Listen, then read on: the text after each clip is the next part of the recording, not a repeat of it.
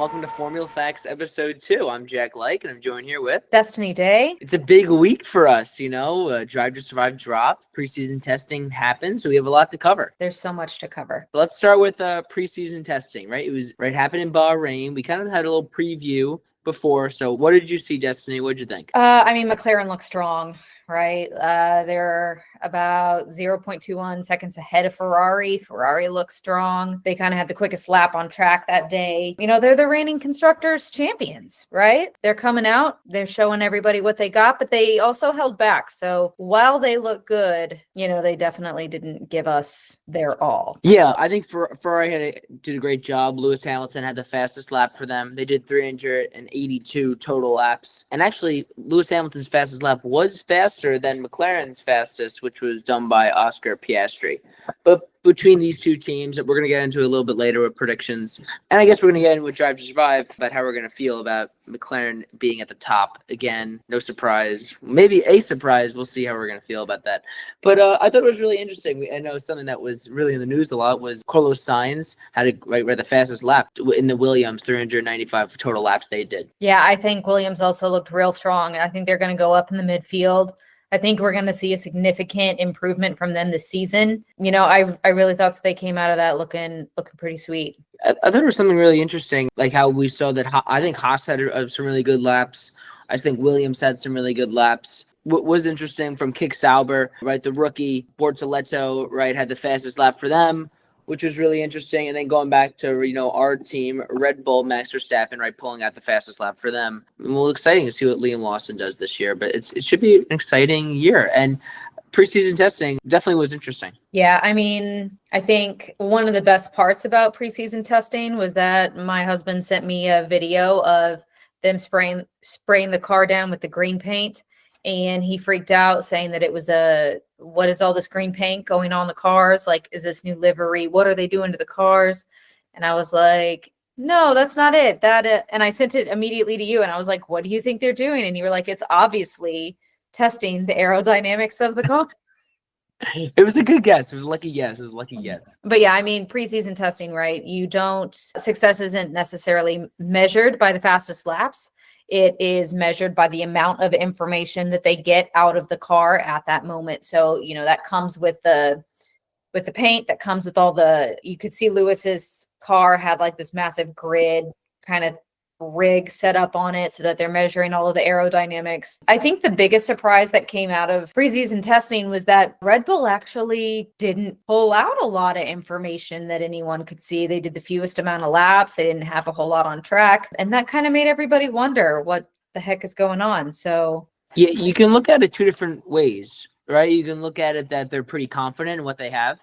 Like you said, they did do the least amount of laps. The most amount of laps was done by Mercedes. And I think that, that just comes along with having a rookie driver, right, with Kimi and just getting him on the track, right, in an F1 car. George Russell had a nice lap, right? He had the fastest lap for them.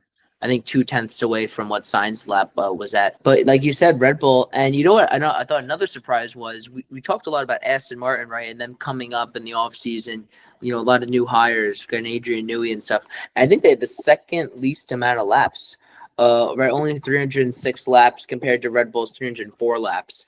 So, I thought that they would be up there with the most amount of laps, Aston Martin, because I thought they'd be testing a lot.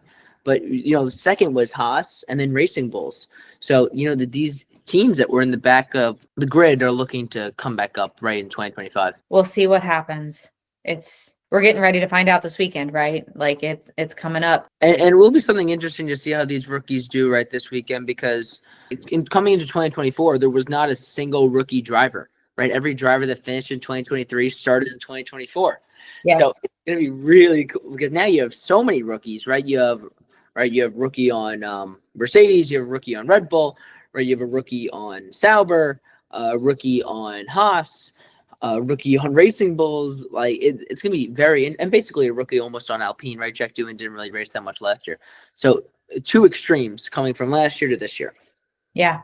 We'll see what they're made of. Sometimes rookies really go out and prove themselves, and sometimes it's a massive disaster. So we'll see.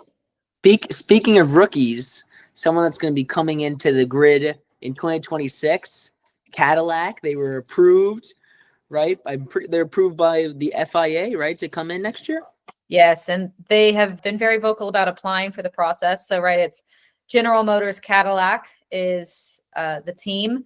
It's pretty awesome because that adds an 11th team, so it makes it 22 drivers. Also, it'll be interesting to watch because this is a brand new team. It's not like what's happened in the past, and really the most frequent way to get an F1 team is to buy an F1 team, right? Like Audi is purchasing the Kick Sauber brand, and they're turning it into the Audi team. I believe the last time that this happened, a brand new team on the grid was Haas. But it's interesting because it's a manufacturer, right? So we see that these teams that are manufacturers actually have a lot to offer and can have a lot of success.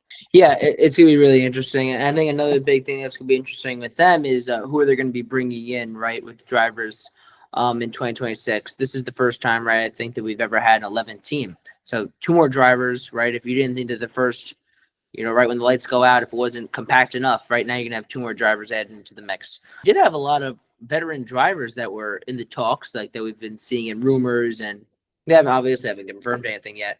But I know we've been talking about maybe something like Bottas or something like Sergio Perez. So should be really interesting. And, now that Danny Rick is gone, I know we all have a little soft spot for him. Maybe he'll come back. And Cadillac is going to be the second U.S. team, right, after Haas, which is actually pretty awesome. Like, go America, right? They have famously been saying that the drivers will be selected based on merit, and they're not ruling out an American driver, which, I will take any talented F1 driver. So sad about Logan Sargent, but so much damage. I think it should be really exciting just to see a team that's going to come in. We saw Haas come in right a couple years ago, but never really made that big push to be in the top of the grid. So hopefully, if we can see an American team that will push, not even Haas, but push these other teams that are the top of the grid, that's be really exciting. Yeah, that'll be pretty cool. Now, I think we should get into the thing that everybody's waiting for us to talk about. Drive to Survive Season 7 came out on Friday. I know me and you both binged it. What'd you think? I know we both had a little bit different opinions on it. I felt a little disappointed in it. I was definitely hoping for more. I feel like there was so many storylines and so many things that this past season offered, and Netflix just didn't deliver on it. They just didn't pull that storyline thread all the way through. And I know there was a lot going on, but they didn't cover some things I thought were important, like Ollie Behrman's debut with Ferrari and how freaking amazing that kid was. That was a massive disappointment. The Christian Horner situation, I'm glad they addressed it, but it also felt like they didn't say a whole lot. I know that they had lawyers pretty far up in their business on the whole situation, but it definitely felt like they had Christian's back, and it definitely gave the vibes that Zach Brown was the one that leaked those leaked all the text messages in the middle of the investigation, right? It definitely felt like, they didn't follow up with Zach on it. They just kind of let Christian say his piece, and then they didn't negate it. Yeah, what I thought was kind of I was saying it to you before when we were talking about what we were going to say. I was saying they really haven't had to do a lot of work with creating storylines over the past couple seasons, because it's really just been Max. Max last year in 2024 won. Red Bull won every single race except for one. Yeah. It's really hard to create a storyline with that. They set so many records. Yeah, it's hard to make it capture a storyline. They haven't done it in a couple of years.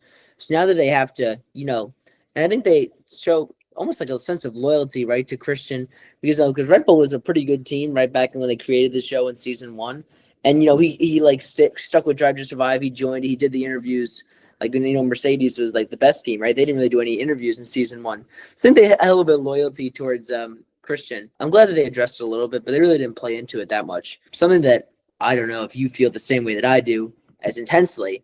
I was someone that really did not mind Zach Brown, but coming from a Red Bull fan, he really annoyed me and really makes me want Red Bull to destroy McLaren this year. Yeah, I've never really been a Zach Brown fan. He's obnoxious. He's annoying. He knows he is, and he leans into it, right? I'm a bit annoyed by the fact that like he's a CEO and he's not the team principal, and he doesn't really let Andrea like earn his spotlight in his rightful place. It did give me conflicting feelings about McLaren though, because as much as I dislike Zach, how they approached Lando this season, I really like changed my mind about Lando, and I really, really like Lando and his whole thing of like, I don't want to just be a carbon copy of Max. Like if I'm going to win the drivers championship, I'm going to do it my way. And I have a lot of respect for that because that's a pretty intense rival to go up. And it's also his best friend, right? So I liked Lando, but it makes McLaren difficult because I don't like Piastri and I don't like Zach Brown. Yeah, I actually like Piastri. I know it sounds like I'm going to disagree with you.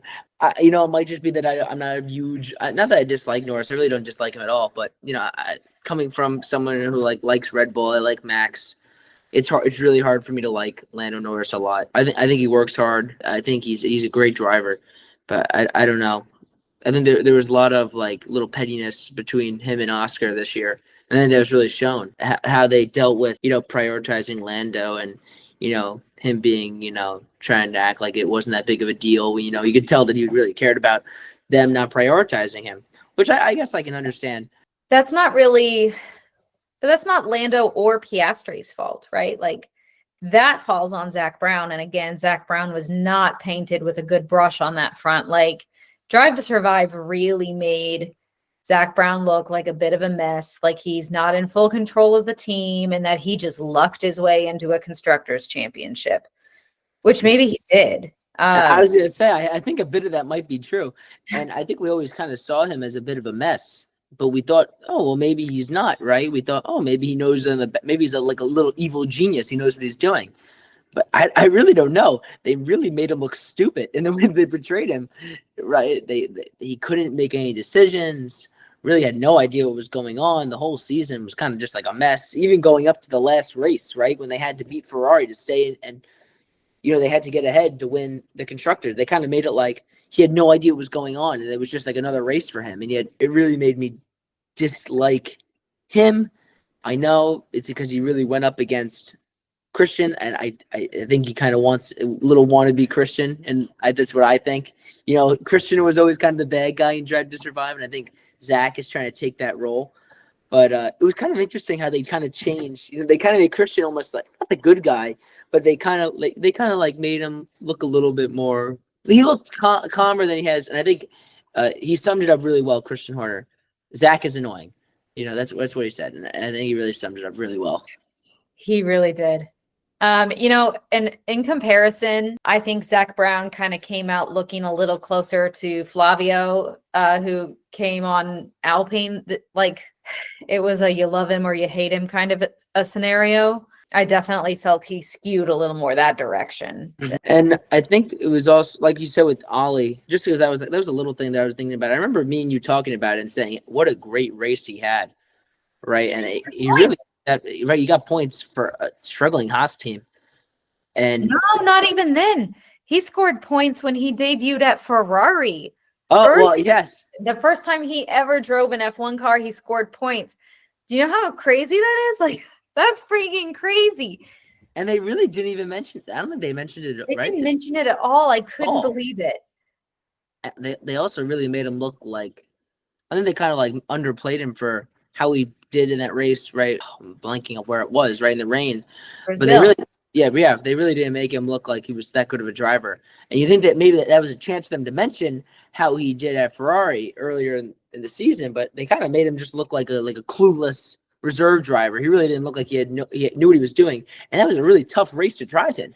Yeah, that really made me angry because Ollie's way better than how they portrayed him, and I just didn't think that was fair to someone that worked so hard for it. They also didn't even bring up whenever Williams dropped Sargent, which they alluded to a little bit in one of the very early episodes. Like James Voles says something like, he's costing me a lot of money. That's it. They didn't talk about Sargent getting fired. They didn't talk about how big of a deal the F1 fans responded to Franco Colapinto. And then he doesn't even have a seat for this year. They just kind of left that out completely. I think something that they did and I'm really saying it out loud, something that I don't know if they did a good job with now as I'm saying it, is they really didn't play out this. There were so many intense deals that were made, signs going to Williams.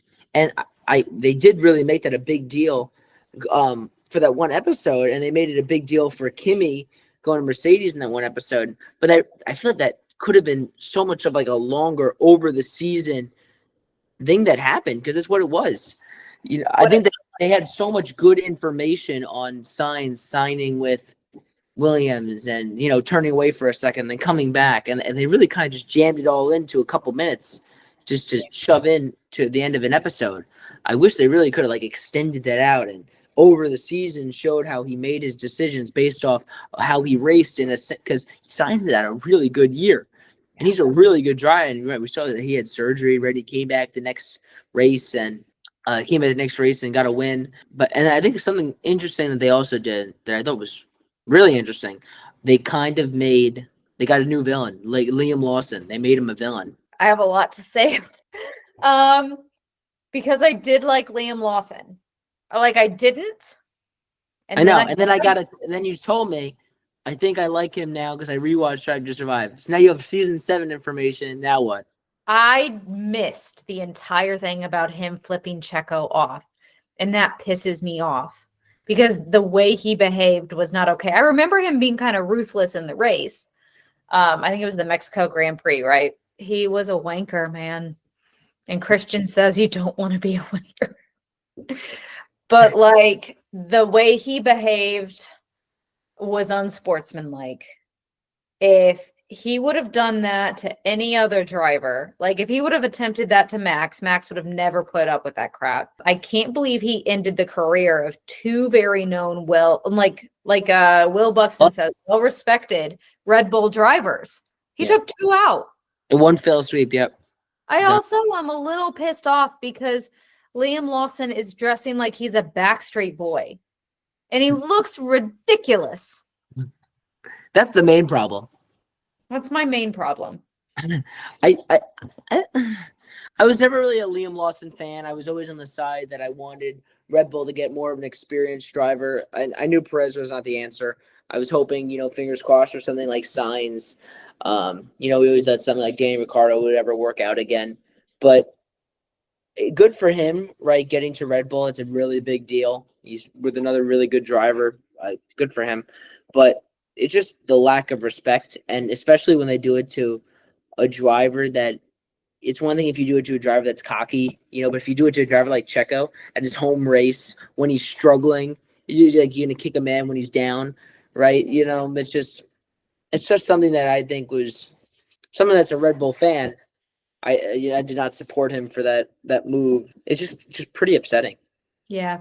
I mean, my favorite part about one of my favorite parts in Drive to Survive is, Liam's complaining that he hasn't been in a car and he's going freaking crazy, which I'm sure you are in that situation, but he comes across as a little bit of a complainer. Mm-hmm. And then they finally give him the chance to go in the Red Bull car after Silverstone, and he's all amped up and excited and happy.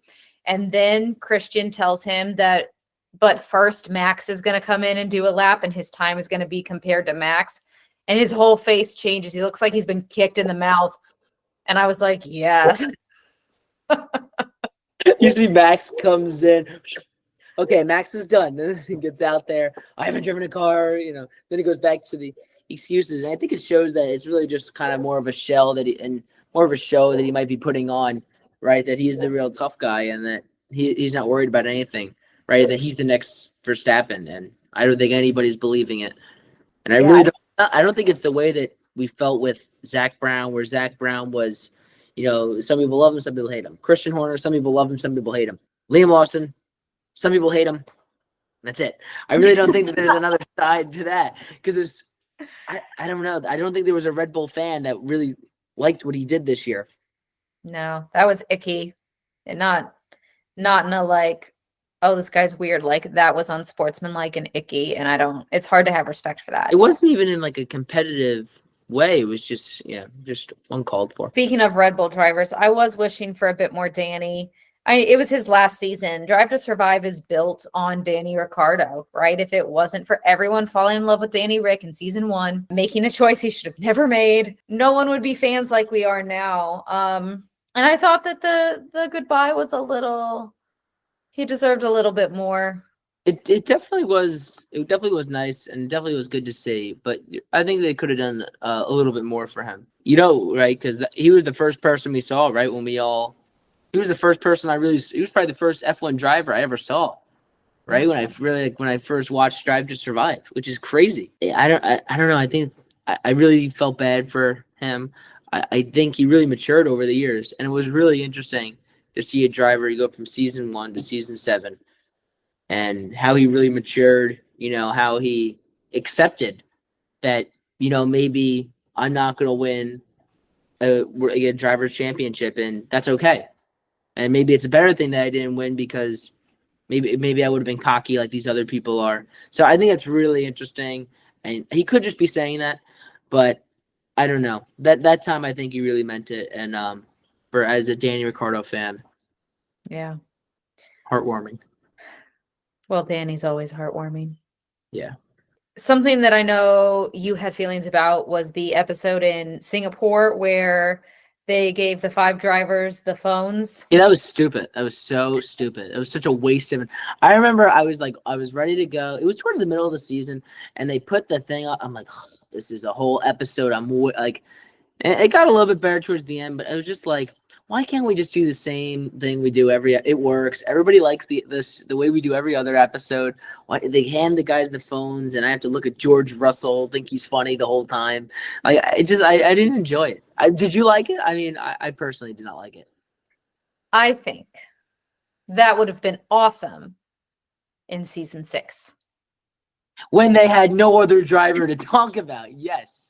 I think that, but like you said earlier, there was so much storyline that they had to fit into the season. Why are they wasting they're wasting precious time with this stupid iPhone camera him in a thing?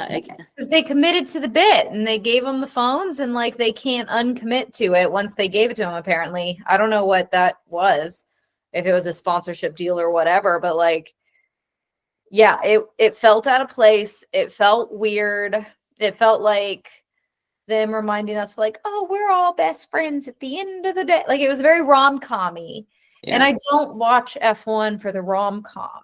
No one, not that I don't care that they're all friends, but I want them to go out there and I want them to go out there and beat each other. And I really don't think that they think of themselves as like best friends like they showed. They're competitors. And I think we definitely see when the pressure gets on, I don't know if they really like each other that much. And we see that, right? Because they tell the truth. They say the honest truth.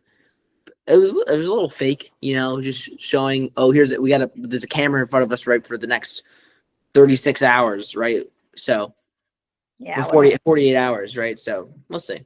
I don't know. I just didn't enjoy it. I have 2 more points written down on Drive to Survive thoughts. Go for it. The first, I know that Gunther got fired. I thought we would have more Gunther. Yeah. I really thought so. I said to you, I thought they were going to make him more of like an analyst role like they had Buxton. I really thought and I think that would have been like a smart play because everybody loved Gunther. Like, why would they not show him more? And he has definitely some experience and definitely a lot of knowledge that he could talk about. And he's definitely not leaving. He's not trying to get away from the sport in any way. He's still doing a lot of stuff with F1. So I wish he could have. I wish they could have played to him more because he's something that everybody loved, and they really could have. They could have fit him in. They could have fit stuff for him to say every once in a while, say like a little line that they could clip and show on Instagram. But they didn't do it. They only got him for they hit him for what, 30 seconds? Yeah, I know. Maybe he will replace Will Buxton though. I like Will Buxton, but that's a perfect. I would be okay with that. I think that would be a good call. My second point, and I was just really upset at the way that they addressed the whole Alpine situation over the season, but really they did not show Esteban Ocon throwing a little temper tantrum after the Monaco incident and just walking off the track. Like, he just like called it quits. He was done. He went home. He didn't want to have anything to do. They also did not address him leaving Alpine and not finishing out the season. Like, they kind of referred to he quit, but they like that was a big deal. And then that opened the door for Jack Doohan. So, which they also like kind of maybe they talked about Jack Doohan as a 2025 driver. I just didn't feel like they represented the story very well at all. Yeah, they made it. I think they tried to make it like Flavio was some like super genius that was going on in Alpine, right? And for a team that really didn't do that well last year, they made him seem way smarter than he was. That he was making all these like genius moves and putting Ocon back, and he's not racing anymore. And they're putting in doing it, and it really wasn't like that at all. I didn't think, and obviously what happened is that he said he doesn't want Ocon racing anymore, right? He wants doing in, and it's just they made it like it was just he's not racing anymore when there was obviously there was a reason why they did not want him racing anymore after he threw a hissy fit. But, which I feel would have put. Do you remember the episode with Haas where they sign Esteban and the one worker at Haas raises his hand and he's like, "Are you sure that he is the right fit for us?" And like that question would have been like you would have had a better understanding of it had you seen the behavior. It like it. Yeah. They like, you know. Yeah, and look like a cleaned off turd. You know what I mean? I think it was also just sticking with Haas for a second. I think it was nice that they just so that I could learn a little bit about the new team principal that they had. I know they really didn't talk about him that much, but it was just good to see something. You know, I know we all like saw him on the grid last year, but just to like hear from him more, see him be vocal, see what he wants for the team. They talked a lot about how he's a perfectionist. That's kind of interesting just to see like what they think, what he wants for the team. I think that was interesting. They really didn't play into them making any moves and signing Ocon, and really didn't talk about Magnussen leaving at all. They didn't talk about Hulkenberg leaving at all. They didn't talk about Ollie Behrman signing for 2025 at all. There was so many moves, right? 2 drivers came out, 2 drivers came in, and they didn't mention any of it. Yeah. I mean, I definitely felt like to wrap up our Drive to Survive bit here. I mean, the show is still powerful, right? I'm still going to watch it.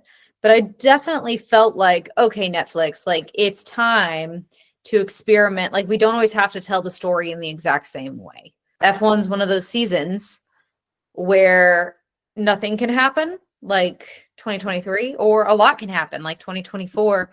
And we shouldn't be tied to a specific formula of telling the story. You're right. And I think they kind of went from like the very beginning, right? When they did each episode was a different team, and that was something interesting.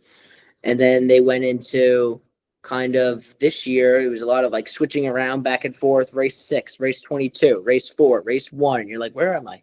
You know, it was just like kind of all over like you couldn't follow the season chronologically. It was all just kind of jumbled all over the place. And I think if they can go back to the way that they used to, they kind of did it a little bit a while ago when it was like they would actually go chronologically in the race order. And then you could follow the storyline. And, you know, maybe you don't have to see that Carlos Sainz everything in one episode because it really happened over time.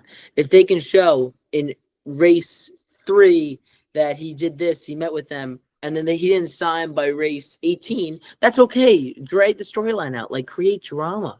I think it was a lot of like, you know, you were like, it was kind of like, oh, Carlos Sainz didn't sign with them. Oh, I can't wait to see what happens. Then 2 seconds later, he's come back in and he signs. You're like, oh, okay. Like there was fence that was built when there definitely could have been. And there was just a lack of a storyline. And I guess that came from 2023, there really was no storyline to make. So I guess it was hard for them to figure it out, had to do it again. But a little underwhelming. But again, like you said, I'm going to watch it every year. And it was very good. We make it like make it sound like it wasn't very good. It was very good, but I think there was so much higher expectations that we have because it's such a great show. Yeah, and it was such an eventful season. Well, we could keep on talking about it forever, so we should probably we want to talk about, you know, coming up March 14th starts free practice 1. I think is March 14th. Free practice 1 is on March 14th for Melbourne, Australia. First race of the F1 2025 year. So exciting. What do you got? What do you think about Melbourne? What do you think about what's going to happen? What's up? You want a formula fact? Let's hear it. Okay. So the Melbourne Grand Prix, the first time it held a Grand Prix was in 1996. The circuit length is about 5.303 kilometers.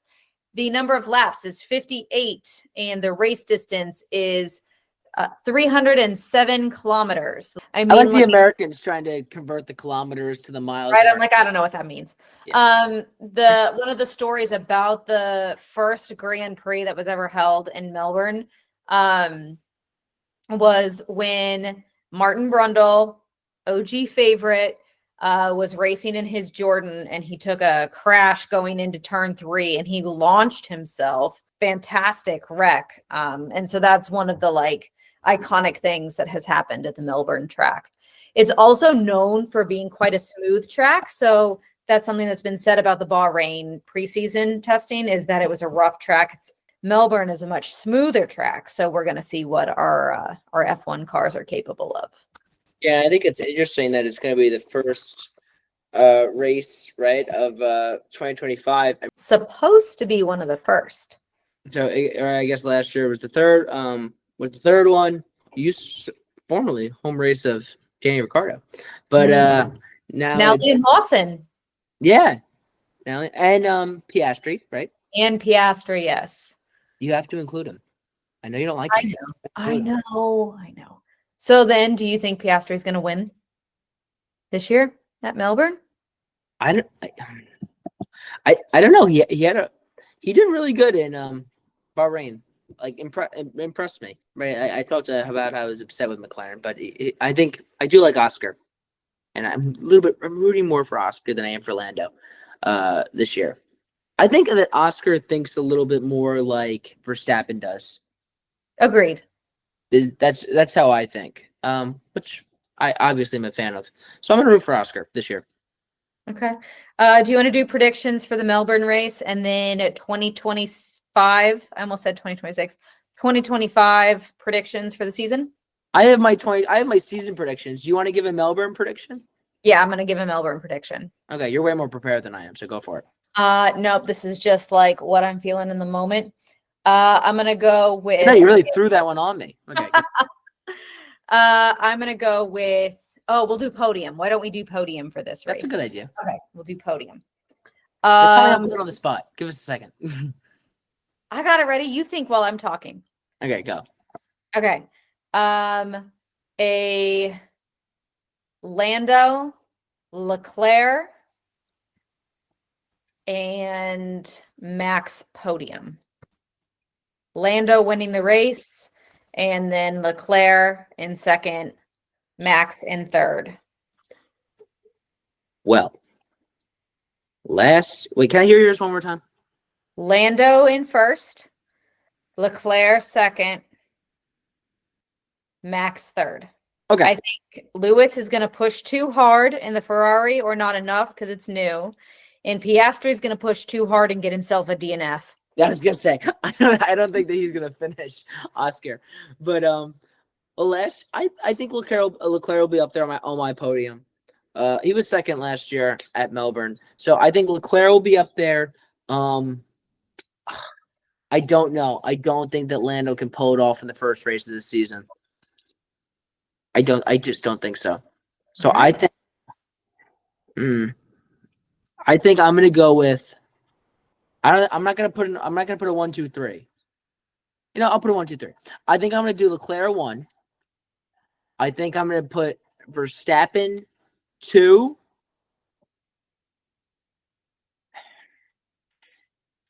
I want to say Piastri 3, even though I don't think he'll finish. And he usually doesn't finish at 3. He usually finishes either pretty high or pretty low. But I think I don't know. Carlos Sainz finished first last year at Melbourne, and he had a good race in Williams. And I'm a Carlos Sainz fan, so I could be controversial and say that I think that he'll finish 3. So maybe I'll say that. You know what? Let's do it one more time. I think Leclerc is going to be 1. I think Verstappen will be 2, and Carlos Sainz put up big points for Williams in 2025, finishing third. You're really manifesting. Okay, let's move. I know that this is the starting week for 2025. We haven't seen a race yet. It's just preseason testing. But we're going to go ahead and predict the end of the 2025 season. Yeah, we're skipping. Yep. We're just going to make a call right now. Yeah. We'll do a driver's championship, and then we're going to rank the teams on how they're going to finish. Okay. You go first because I went first for Melbourne. I thought we weren't doing drivers. Yes, do drivers. For You the keep drivers putting on the spot again. For the drivers championship, yes, we have to do that. Okay. All right, I'll do drivers championship. I'll do drivers. Okay. I think that Max Verstappen will he'll be a five-time world champion in Formula One after 2025. So I think Verstappen will be number one. I think that Leclerc don't go through all the drivers. I'm going to do like top three. What do you want to do? You didn't prepare me for this. I don't know what's going on. You said we're doing drivers. I gave my drivers in the championship, and then we've got the 10 teams. Oh, okay. Okay. I think Verstappen's going to be number one. Okay, you go. Okay, I think it's going to be a knockdown, drag out, knife fight between Max and Lando. And I really went back and forth on this a lot. But Max is going to win his fifth drivers championship. You can't championship. You don't bet against Max. You cannot bet against Max right now. I think they always say it about Patrick Mahomes. You don't bet against Patrick. Don't do the Super Bowl. You don't bet against Patrick Mahomes. But I think it's the same. You don't bet against Max. You cannot count Max out. And Max is one to create the drama and say that the car is not going to be good this year.